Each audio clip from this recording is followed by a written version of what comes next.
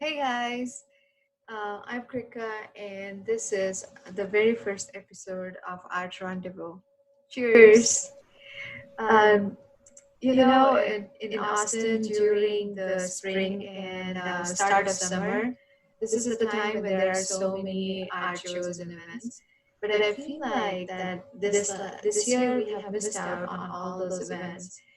But this is also the year that we have figured out to do everything virtually. So here we are in a virtual art exhibit. Tonight we have two amazing artists from Austin who are going to talk to us and share their inspiring journeys and show their artwork to us. So the first artist that we're going to meet is Neena Buxani. So let's welcome her on the show.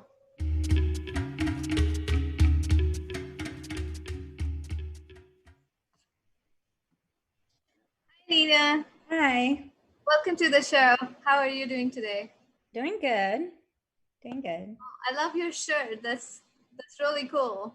Thank you. Yeah, it's by a designer named Allison Olivia. She partnered with a graffiti artist and it says raise your hopes, and some of the percentage goes to human trafficking. So I thought it was a good cause, nice Oh, colors, nice message as well. that's really nice. Yeah. Okay. So, from what I know, you have artist wasn't the first profession for you. It was you have gone through several different professions and transitions. What was that journey like? Like, how did you ended up becoming an artist? So I have it just art was always a dream for me. That's something that I wanted to do ever since I was a little kid. And so I've always painted, I've always drawn on and off. But, going into college, that wasn't something that my family was gung ho about studying. So I've studied a lot of different things. I have degrees in social work, in advertising communications. After graduate school, I went on to be a substance abuse counselor.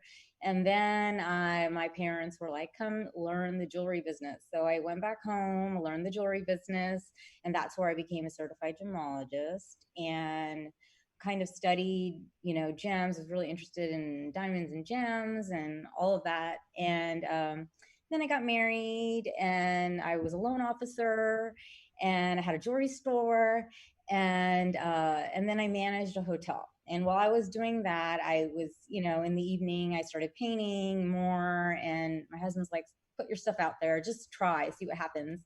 And so I did, and I did my first, I got on my first art show, which was extremely exciting for me. And since then I made a website, got business cards, and then I just started applying for more shows and just showing my art and really taking any opportunity that I could. And then recently I was able to transition into full time, so yeah. That is so exciting. Like, um, what I was thinking is there anything you can do? You've done so many different things and you've excelled at everything. So it's like, what is there I that wouldn't say excelled at everything. I've tried a lot of different things, and I just nothing was, filling that hole in my heart. Really, it was just kind of, you know, um, I just needed art, and that was just something that I, needed to paint. I needed that color just constantly in my life, and so I feel like you really have a passion for something, you'll work harder at it, if that makes sense. And so yeah, yeah. and I can imagine like it's really hard when you're trying to change careers. You have a job, full-time job, and then you're working towards the another career that you wanted and it's your passion. So it's so much hard work and it takes a lot of courage to make that switch, right? And it also takes a lot of support from the people around you. For And sure. so that brings me to my next question, like how's your family involved in your success, and how do they support you in day to day and everything that you do? Well, I have two boys, 9 and 11, and my husband as well, and they are all supportive. They help me hang shows. My husband wires all my paintings, and my kids are, they just offer a lot of feedback. You know, I'm working on stuff. I bring them into my studio, and we discuss my artwork. You know, my older son especially, he's really into it, and we'll talk about composition, we'll talk about color, what colors will work better. And you know what, sometimes I take his advice. You know, he's an amazing artist himself. So you know, they're all very supportive, and this is definitely not something that you can just do if your family that you live with is not supportive, because you know, a lot of the shows are in the evenings or on the weekends, so my husband has to kind of take care of the kids, take them to their soccer games. You know, when everything was normal, there was just a lot going on for us. So yeah. That's adorable. And I think you're raising an artist in your house as well. Yeah. It's a next generation artist. Yeah. Um, do you remember your very first piece, professional piece that you made, painting? So the my first piece that I got in an art show was at Austin Art Space, and it was titled "Stuck in Bliss," and it was just this girl stuck in this field of tulips, and it's just a very happy painting. And I don't know, maybe a part of me felt like I was, you know, in that spot when I painted it. I don't know, but yeah, so that was my first painting in my first That is so colorful. I love the tulips, and show. if I would have seen that painting in that show, I my first assumption would be it's about self love. So Oh, okay. that's how I would interpret it. Um, but is there? I know. I mean, anything you make as an artist, you love all your work. But is there a painting that's your all-time favorite? Like you always just admire that. So, I would say that my favorite of all time, and it must have been 2, 3 years ago that this one I created. It's called My Frida. And I paint Frida Kahlo a lot because she's very inspiring to me. And I paint her because she was never afraid to kind of be herself. And she really didn't care, you know, what anybody thought. And that's a good reminder to me. And so this painting, I felt like I love patterns. I love saturated color. And so this painting has a lot of that, right? So you've got patterns in her clothes, patterns in the background, and you know, and the floral flowers in her hair, flowers in her dress, you know, and it has Frida Kahlo in it. So yes, that's definitely one of my favorite paintings that I've done. Yeah, it's really beautiful. I love the colors, and it's so bright, but still it's like not in your face. It's just still so pretty. Um, but the art that I've seen, your art that I've seen, my favorite personally is the series that you've done on Indian goddess. Okay. Uh, I feel like it's such a good representation of power and beauty. Those are just my favorite. So, what inspired you to create that series?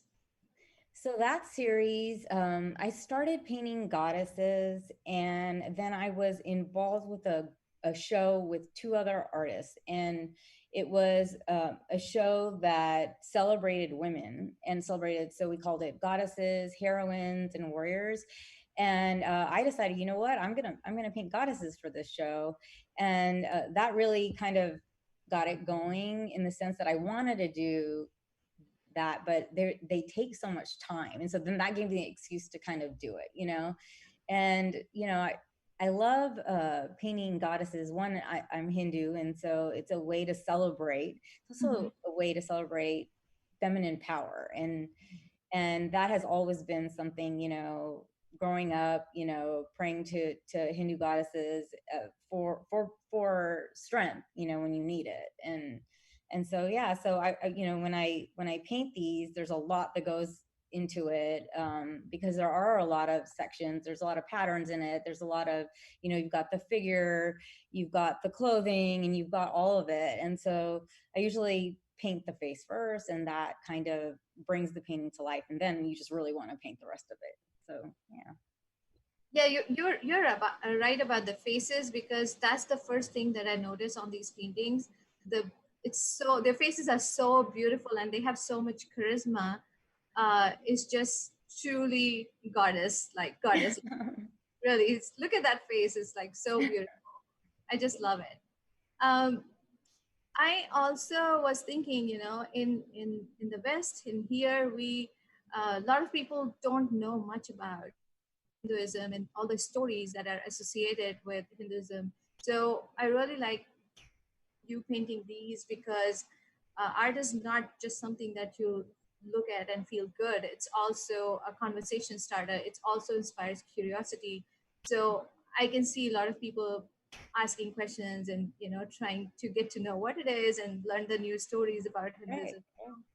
So that's really inspiring. Um, when you finish your work and finish your painting and you step back and you look at it, who is your best critic? Like, how do you evaluate? Okay, it's good to go. So I am really hard on myself. And a lot of times I think it's finished and I will put it aside and then I'll go back at it and I'll look at it the next day and I'm like, oh my God, I hate it. What is this? What did I create? And, I'll fix stuff, but I also bring in my children and I'll bring in my husband. I'm like, what do you think about this? And so, it's a group effort, and then finally when I'm happy with it, then I'll share it with people or share it with the client. Okay, great.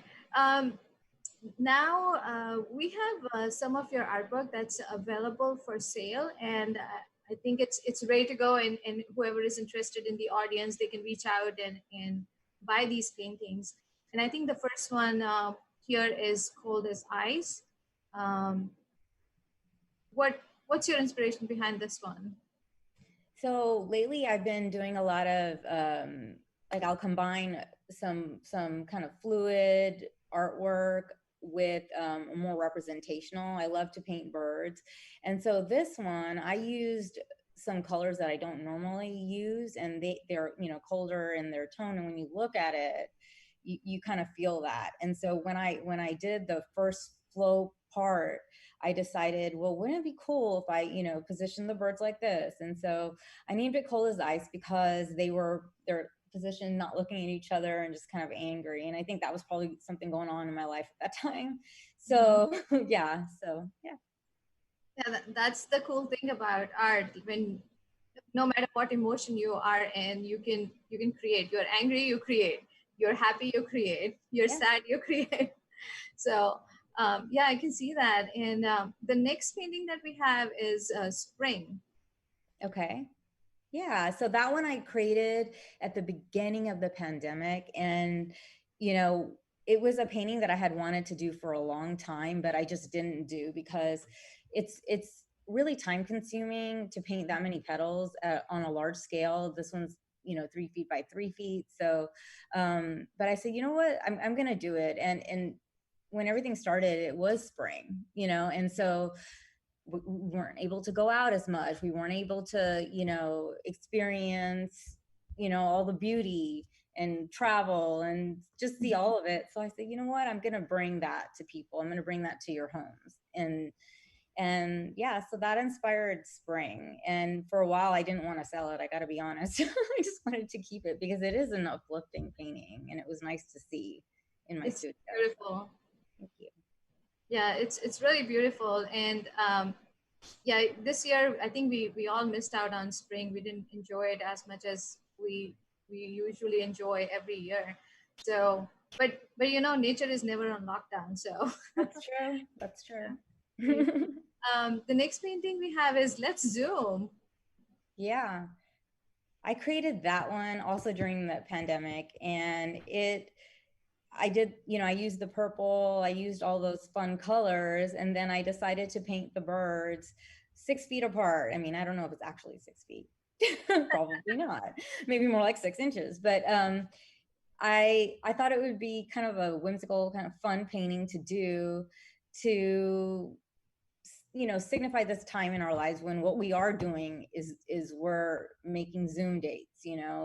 Slowly people are meeting a little bit, social distancing now, but at the time when I painted it, it was all Zoom. So yeah. Yeah, that this is our new normal now, right? And I'm sure birds will enjoy Zoom too. The next one that we have is look to the future.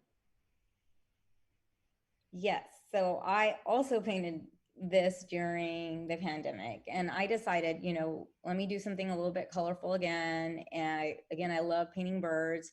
And, when I was doing this, there, people were applying for loans and just trying to stay afloat. And, being an artist right now, it's a difficult time to be anything right now, really. And but for us, shows are canceled. Our way of selling is all online now. Mhm. And so it's a little bit dreary and you're a little bit scared. And but I wanted to stay positive, and so I decided to paint this bird looking to the future. Yes, like she's gaping into future like all of us are. We're just waiting for this to get over. Right. Well, and I see you have painted a lot of birds lately. Like, is that the birds theme? Like, how are birds inspiring you? So I just feel like they bring so much joy, when you see a bird. And there's also so their feathers and the colors and just everything is so interesting. I feel like there's like so many patterns when you can get lost in the feathers of a bird. And so I just love painting them because I love looking at them. I can wait to see what you are about to create next. I'm waiting for to see your next series. Well, this was great. I really enjoyed looking at your work and learning all about it. So thank you so much. Thanks for being on the show. Thanks for having me. It's fun. Hi, our next guest artist here is Shan. Shan is a realistic vehicle artist from Austin. So we are going to talk to her next.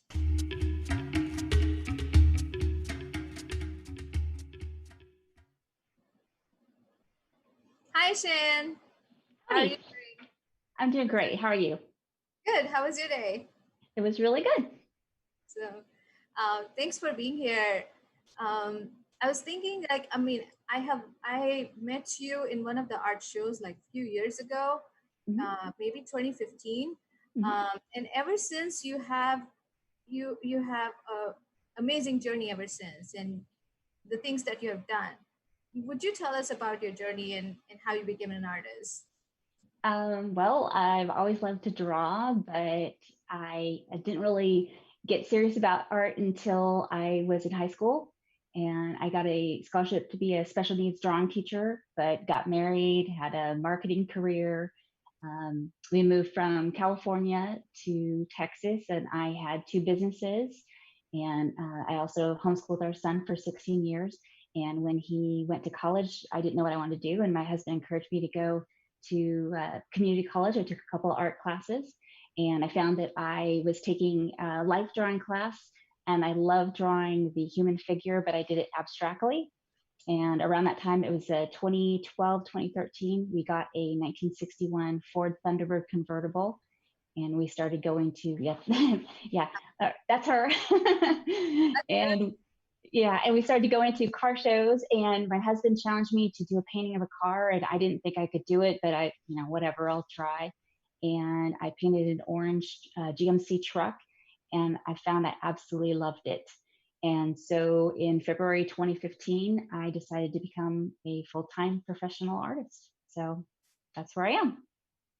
How cool! So it's that is truly inspiring. Like you took a U-turn I to did. follow your passion.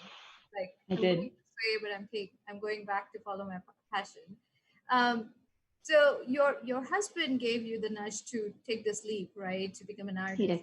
Yes. What what role does he play now? Is he still involved in day-to-day work that you're doing? He is actually. We homeschool our kiddo. He's out in the world, and now my husband and I, we go to local car shows, but then we also plan our family trips together. We go around the world to vehicle venues. Last year we went to Los Angeles. Went to several car and airplane museums. 2 years before that, we went to Italy. Went to Rome, Florence, and Modena, and went to Ferrari and Lamborghini. That was pretty awesome. 2 years before that, we went to England to the Goodwood Festival of Speed and photographed vehicles there. So it's wonderful that we get to do something together that it's not only for my career, but something we both enjoy doing. So our next trip, we were going to do it, but unfortunately the virus we couldn't, but we were going to go to Germany. So that's where we're planning next. So. That is so exciting. Like, how cool is your work? That, like you say, how cool is my work? It's so true. It is so cool. It is. And he photographs, he is red-green colorblind. So which is kind of, it's unusual being married to an artist. He doesn't see my art the same way I see it. But the great thing is when he photographs for me, I'll see something I absolutely love the color, and he'll look at the lines. And so he is a great photographer because of that. He looks at shadow and shape. And a lot of times will look at the reflection and the colors. And so we make a pretty good team. So. Yes. I mean, so it looks like it's a collaborative effort between you guys, and yes. Still contributes to every piece that you make, right? Yeah, I try. Well, we try. We've been married 30 years, so I figured, I'll keep him. That's so adorable. So, you were a marketing director earlier, and I feel like any profession we are in, no matter what we do learn certain skills, and even if you were not the artist from the get-go, you still were doing something, learn different skills. How are those skills helping you in your current profession? Well, when we moved from San Diego to San Francisco, I became a marketing director with a really big company. And I learned from that about budgeting and working with clients and keeping deadlines and supporting others in the industry. So I think I might have a little bit of an unusual perspective. I think artists that have come from a corporate world or have had their own business before becoming an artist, they think a little bit differently. Artists, a lot of us think that if I'm working really hard in my studio, then someone will be banging down the door and buying my art. And it doesn't really always work that way. Maybe the word of mouth and thankfully social media makes things easier, but we've got to go to events. We've got to be online marketing. We've got to work with not only our collectors, but galleries, publications, things like that. So it's a fine balance. I keep saying that I need an assistant because there's not enough hours in the day to create or like for myself, go out in the world and photograph for references, be a mom, be a wife, take care of yourself as far as exercise, sleeping. So, I mean, there's sometimes delegating and the crock pot or ordering pizza helps. So absolutely. Yeah. So I know it's really hard when you're just starting out as an artist to make yourself seen and noticed, and even to get into the exhibits. And it's just not easy, and you have to build up that network and spend that time and participate and do the events and shows. And if you're doing something else and taking care of the family, it's very challenging to do that. It is.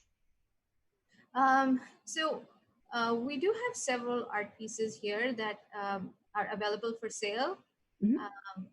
But before that, I want to talk about your what was that one exhibit that you really, really enjoyed? Like it exceeded your expectation, and you were like, oh, I didn't expect this. Well, I've been really blessed. I've had 2 solo exhibitions, but the first one it just knocked me off my feet. When I became a professional artist in February 2015. Towards the end of that year, I was asked or offered to have one of my paintings in Ostrom-Bergstrom International Airport. And it's a 4x5 Chevy truck.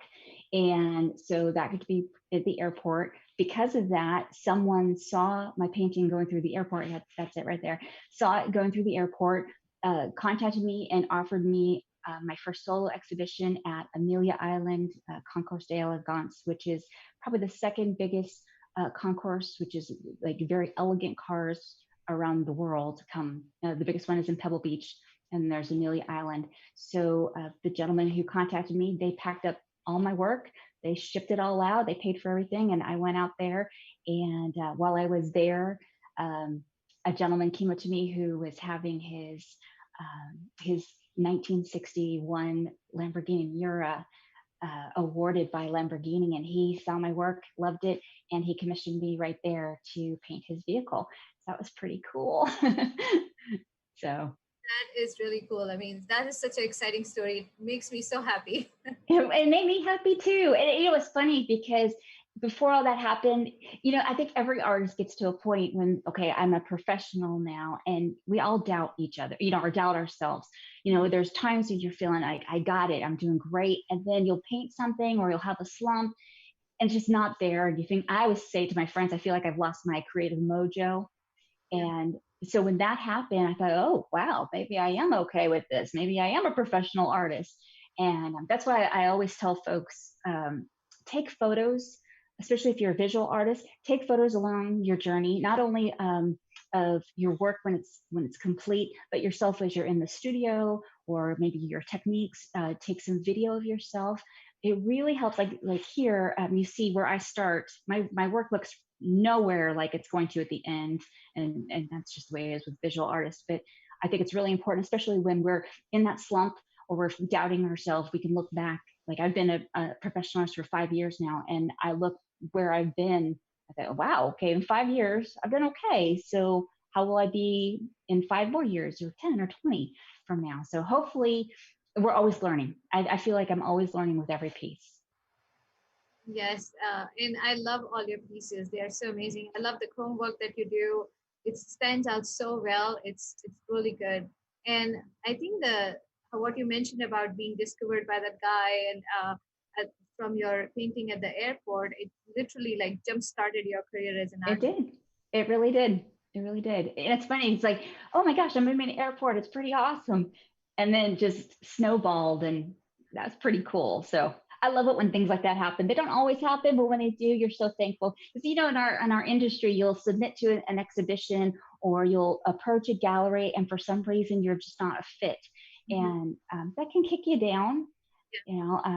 Especially if you've got submission fees and you've taken the time to put a portfolio together, and if you're not accepted, it's a blow for artists. Our art is part of who we are, and so we take it personally.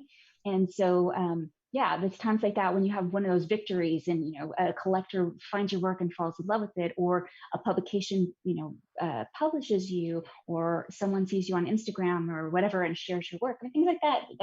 It boosts the morale.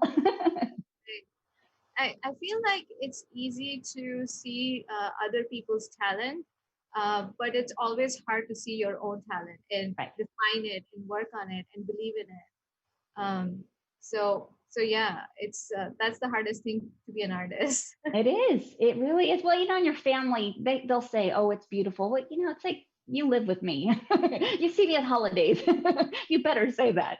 But when somebody sees your work and it connects with someone, like for my work, I absolutely adore when I paint something and like for instance that Chevy truck, or I have a VW bus that I painted that's quite large, that is in a collection now. But people will come up to me and say, that was my first car, or that motorcycle you painted, hey, that was the kind that my brother and I we rebuilt the engine, or my dad had that car and then I got it and I'm going to give it to my kid. I love that connection. And so that's why I do what I do. And when I go to vehicle shows or events, they're so excited to talk about their vehicles. And most of the time it's part of their family, like a pet, and it's just great. And I love that connection with people. And so that's why I keep going to these events. That's why we travel around the world, and it's universal. It's something that we all have in common. Right. Yeah. Yeah. And now even the major vehicle manufacturers, they are publishing your artwork in their social media. And Yeah. how does it make you feel now? Man, it blows my mind. I had Ford, the Ford Motor Company. They did a blog on me. That was pretty cool. I had Alfa Romeo. They liked one of my paintings on social media. Porsche. They put one of my paintings on the cover of one of their magazines. And so, yeah, it kind of, like I said, it boosts the morale. And it's nice looking back at my CV and when I'm frustrated, I'm like, oh yeah, I did that. Okay, all right, keep going, keep going. Yeah, that's an awesome validation. And I mean, you are just glamorizing all the vehicle industry. Well, that's just it. And a lot of folks think that okay, my vehicle gets me from work and home, the grocery store, the school, or whatever. But if you think about it, someone had designed that fender or that bumper or that headlight or the headliner or whatever. And so my job is to take it from the road and bring that beauty into our home and our office. There's a lot of people who have connections with vehicles. So yeah, I've done cars, race cars, motorcycles, airplanes, a train, bicycles. So they're all forms of transportation. Um, and I have a connection with all of them. I love it. So Yeah, and as we have some of those for, I think those are available for sale now. mhm. So we'll look at some of those art pieces. I think the first one that we have is a train engine that you painted. Would you tell us about this? Yeah, so I had this is actually the only train I have right now, but I have others planned. This was a vehicle that train we saw here in Austin, just on the side of the road, and I just love the colors. I've got more I want to paint, but they have so much character. I remember seeing trains as a kid, and just being so excited, and cross country trips, and you're so excited, and so yeah, this is a good size painting too. It was a lot of fun. I I enjoy the vehicles. Challenges for me are working very small and capturing landscape. Every artist has like their there's floral artists and there's people who do landscapes, there's people who do abstracts and things like that. Mine is the vehicle, so when I do a landscape around it, that's challenging. There may be some cursing when I'm painting it, so Yeah, you have an eye for it, because if I look at a train engine, I would be like, it's just a lot of iron and rust, and yeah, I don't know what to paint from this. But you right. did a great job with that. Thank you. Well, it's like this train here. So you look at it and you think, okay, well, that's the main part of it is yellow, but it really isn't. Same thing with like you look at a black car. Well, the reflection from the sky or the grass, it's not really black. And so my job as a realist artist is to look at something and try to figure out what the colors are. I actually sometimes get lost too by shapes of things. So when I'm painting, I often will move my canvas around and flip. I use an 8x10 reference photo and I will flip it around. And so that way I don't get distracted. I'm focusing on one area. And that really helps. And also my husband will come in usually at the end of the day and I'll ask for his advice. Hey, what do you think of it? And he always has something to say that's always right, but just is infuriating. Especially when it comes to things like tires or wheels or headlights. That it's round, it's circular, but in photos and as my paintings will show, they're usually not. They're ovals or they're ellipses. And so he'll say, you rounded that. And he's always right. Uh, um, yeah, let's look at the next art that we have is the flaming Chevrolet. Mm, I really like this one. The flames really stand I out do. on the orange. I It's do too. I do too. So, like I said, we go to vehicle shows, and this was a rockabilly, awesome dude. I saw that. I have a thing for flames on cars anyway. One of my dream cars is to get old Chevy truck, just like the one I painted earlier. I'm putting flames on it. It's gonna happen. So, but yeah, this one was really fun because it's a rainbow. It was very challenging. It might not be you might not be able to see as well there, but parts of the flames, there's some magenta in there, some red, purples. And this vehicle actually, it's a green car with flames on it, but the lighting with the sky and everything, it's just an optical illusion. So yeah. Yeah, that makes me want to have that car. No, no, I don't know if you'd part with it. Those are a Bel Air nowadays are really, really, really nice one. You're looking at like 50,000 and up. So yeah, that's like my son wants a VW bus, and I say, buddy, you better save your pennies. It's going up. Yeah, that's really pretty. Um, the next one that we have here is the Harley Davidson. I Yeah, think that one's fun. all the bikers in the audience would be excited about this. Yeah, that one was really fun. So I hadn't painted a motorcycle before at that point, and this is in 2016, and it was after my show that I'd had at Amelia Island, and I contacted the local Harley Davidson, which is, it's very strange when I go into a place, not at a car show or a motorcycle show, but I say, I'm an artist. I'm not trying to troll you. I would like to photograph with your business, and sometimes it doesn't work because sometimes corporate offices won't let me, but Harley did, and I photographed it, and then they invited me to paint live at one of their fundraisers, and that was really fun. Very scary. Hadn't done that before. I've done a couple since then, but it was awesome because that was another chance for folks to see to see an artist right there. I mean, that's pretty cool. I think it's pretty cool. I go to events and I see an artist, like there's me in the studio, but if I see an artist painting, I'm just mesmerized. I want to watch them forever. It's like, street artists or whatever. That's cool stuff. So that was really fun. It's a really fun event. Yeah, I love the detail that you did on this with all the chrome work, and the detailing of the bike is so neat. It's just Infuriating. It took you a long time to do all the detailing work? Well, the funny thing is, motorcycles are harder for me to paint. A car, with a motorcycle, your engine is exposed, unless you're like a hot rod where you've got the engine exposed, or an intake or whatever. But yeah, with motorcycles, there's a lot more work involved.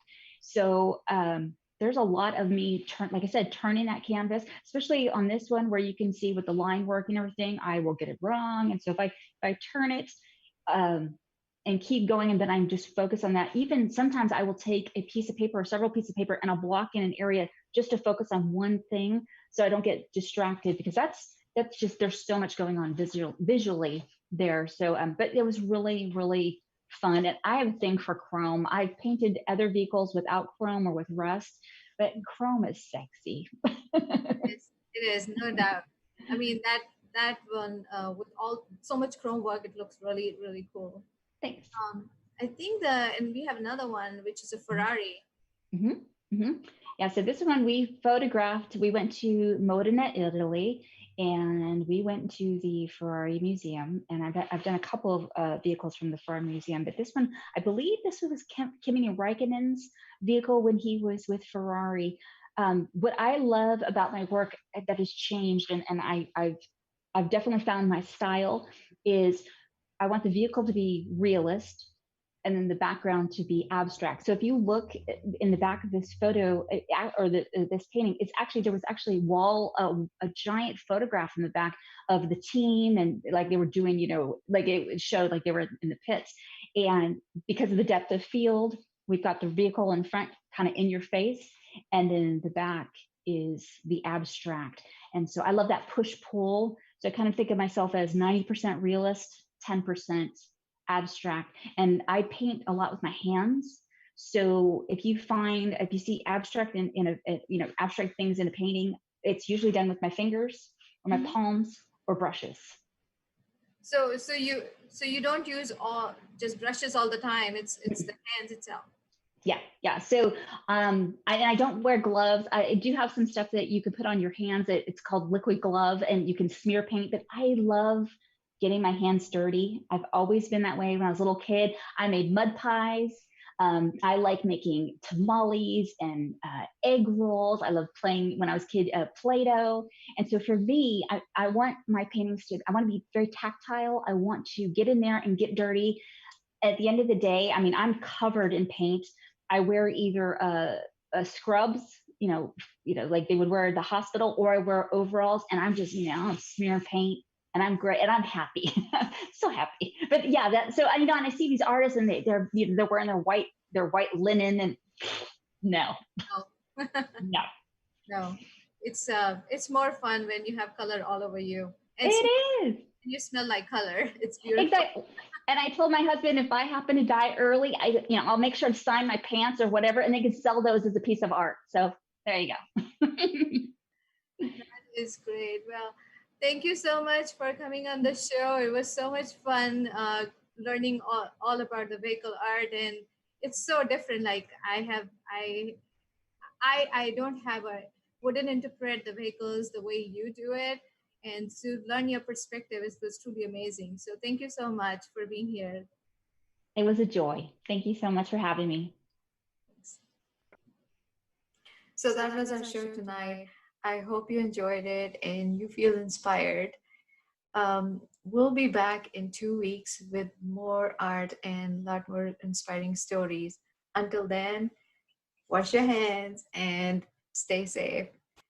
Bye.